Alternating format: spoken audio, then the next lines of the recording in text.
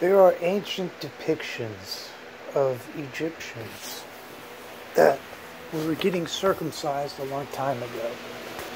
Now, what a lot of people don't know is that these Egyptians were circumcised and entered into a covenant with YHVH. So, these ancient Egyptian priests were under an ancient covenant of YHVH. Now, that means that the ancient priests of Egypt were controlled by YHVH. I want you to think about that. And I want you to know that circumcision is an extremely serious contract. And that if you're circumcised and you disobey the Torah, then YHVH is going to go to war with you. So you got to think about who YHVH is. Well, YHVH is, there's a YHVH that is a master of legions. So if YHVH is a master of legions, which it states clearly in the Torah, and the legion, and he's a master of war, that means that if you're circumcised, that you are in a covenant with somebody who calls himself YHVH. YHVHs do not get circumcised.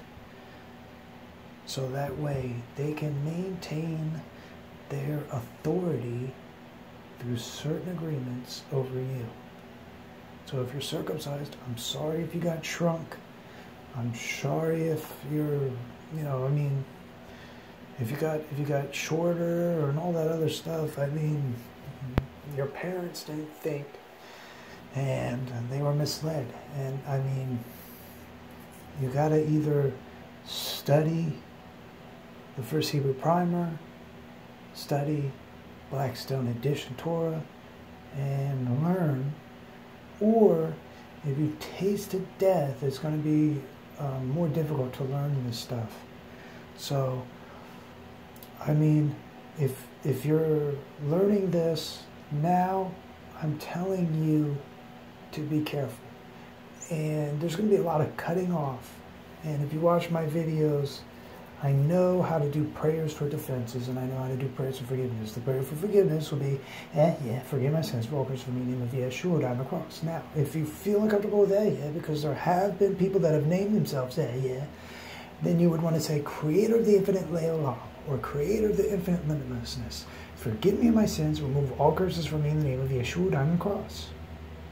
Because there was a Yeshua who tasted death, and there was a Yeshua who died on the cross. And the Yeshua who died on the cross would dwell within you and me and every single person on this planet that really hasn't tasted death. So there's a lot of stuff I want to explain and teach. However, I'm prayed against by a lot of people. So, and masses of legions have come against me.